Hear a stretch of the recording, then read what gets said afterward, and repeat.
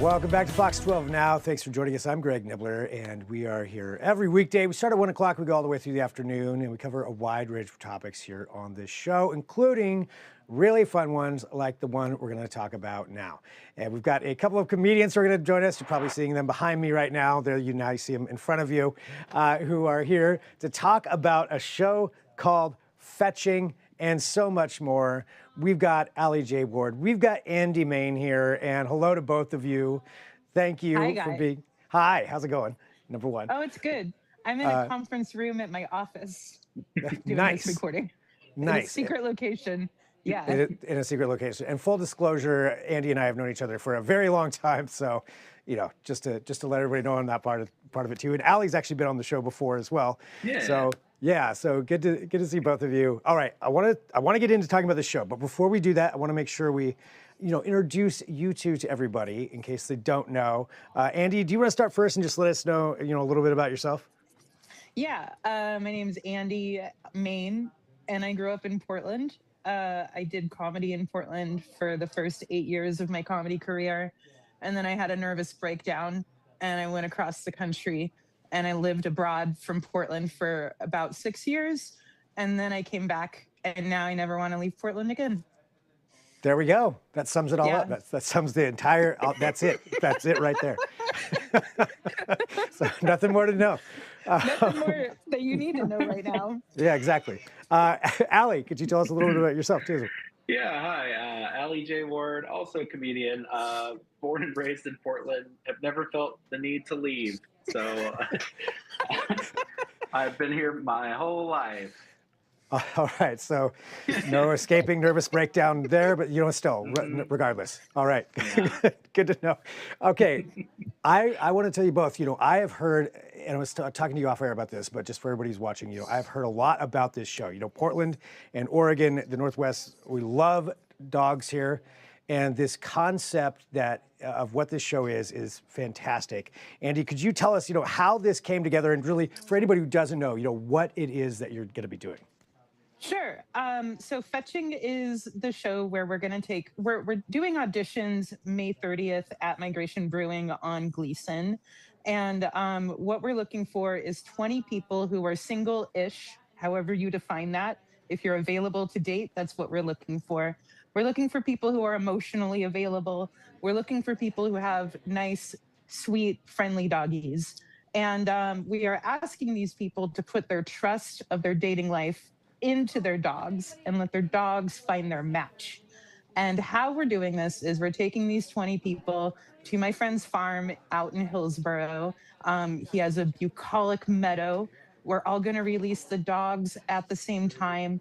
Whoever the dogs play with determines who goes on a date with who. And we're going to help 6 people go on dates with each other. We don't know what that's going to look like. We don't know if they're going to be romantically inclined towards each other or just have a platonic friendship. What we're seeking is people to connect with each other in a unique and adorable way. And I came up with this idea when I was at a dog park with my dog Sadie, who is the sweetest lady, except for that she's a little bit reactive. And I was still learning how to deal with her reactivity at that point. And I was laughing because I got a dog to help me connect more with people. I just wanted people to be like, hey, cute dog, and want to pet my dog. But then my dog would try to bite them. And so I was like, well, how would this work in a weird alternative reality? How could my dog connect me with other people? And for some reason, this idea came into my head. It was floating in my head for a couple of years until Allie and I had coffee and we were just going to write jokes with each other. And then when I told her this wild idea, I saw the light in her eyes and I was like, oh, there's something to this. And then the next day I was at a dog park with Sadie, and I ran into this friend who was just like someone whose first name I knew. I know Jennifer, and I ran into Jennifer, and I was like, oh my God, I had the greatest idea the other day. And I told her the idea, and she said, did you know that I'm a showrunner? And I said, no. And now we're making a TV show together, and we met at the dog park. That's awesome. So Yeah. Sadie did, pull it out there for you. Sadie really saved my butt at the end. That's right. And I've seen pictures of Sadie, and she is very adorable. Allie, tell me about yours. So you heard this idea from Andie. Apparently, your eyes lit up. What? Tell us about your role in all this. Yeah, Andie's idea I thought was great. Immediately, my creative brain just started processing and shooting out ideas that we could make this thing happen. And then in a very short amount of time, Andie's like, I got all these people that want to do this. We're doing it. And so since our conversation, the ideas have been that I would come in as Andie's counterpart and co-host in this whole thing. Maybe rein in Andie Main just a little bit. Who knows? Tamp me down a little bit. Put me on a leash. Yeah, exactly. But we're excited. We both have roles we're very excited for in this whole process. And I'm really glad Andie asked me to be a part of it.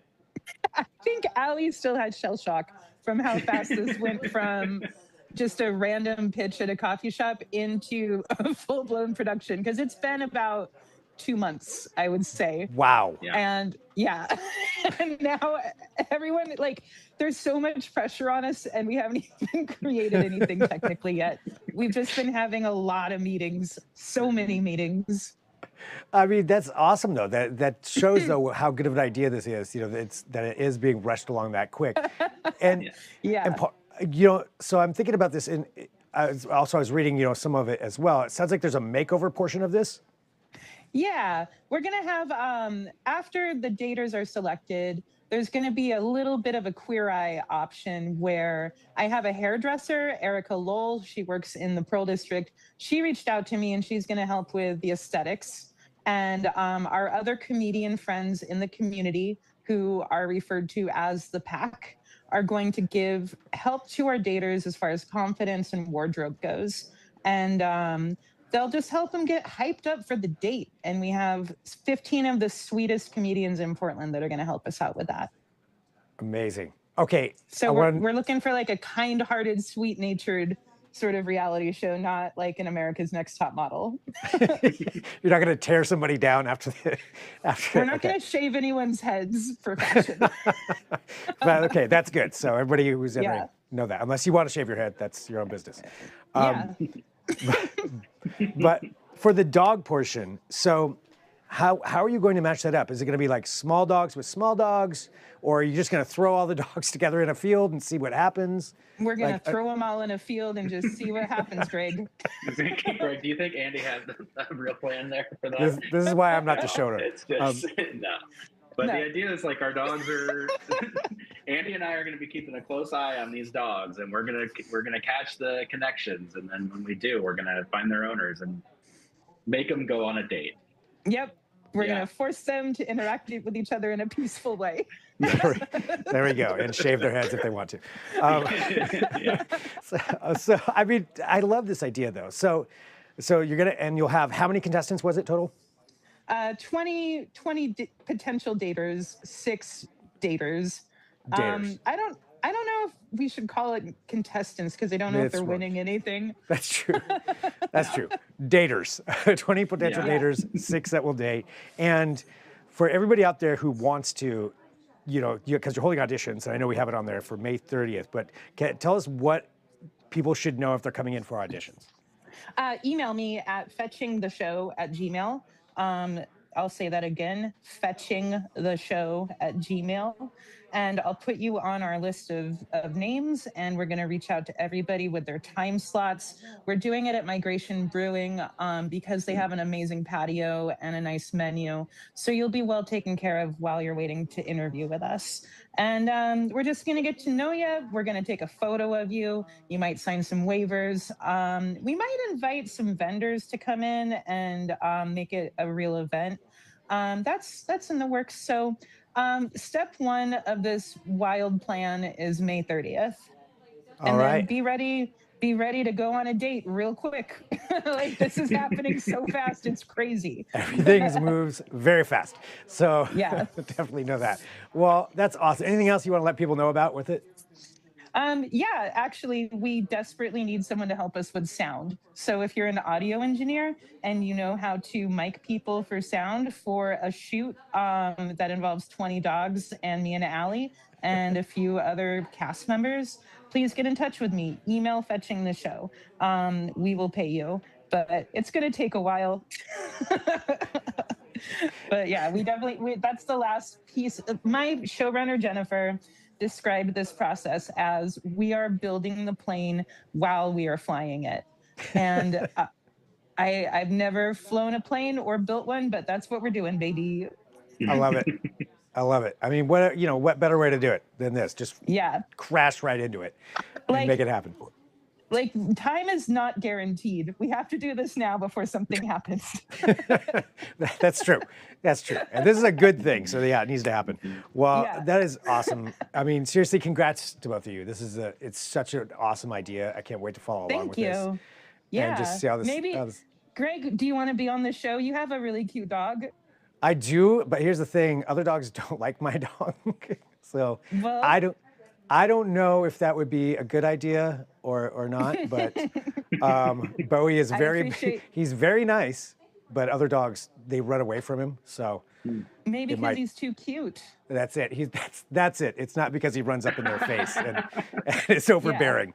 Yeah. Absolutely. Yeah, he's too much of a cutie poopy. Yeah. That's what it is. That's what it is. You just said cutie poopy on the news. Good job. There you go. Nailed it. I completed my mission. Yeah. Check that one off. All right. Well, Andie and Allie, thank you so much, for joining us. And seriously, congrats. I'm so happy for both of you and excited for this. Thanks, Greg. I'm excited too. Thank you so much, Greg. We'll see you soon. Yep. Sounds good. Bye. Right, and for everybody watching, again, this is Fox 12 Now. We're live streaming here. We're going to go ahead and take a break. We'll be back here in a minute with more. So thanks for joining us. We'll talk to you right after this.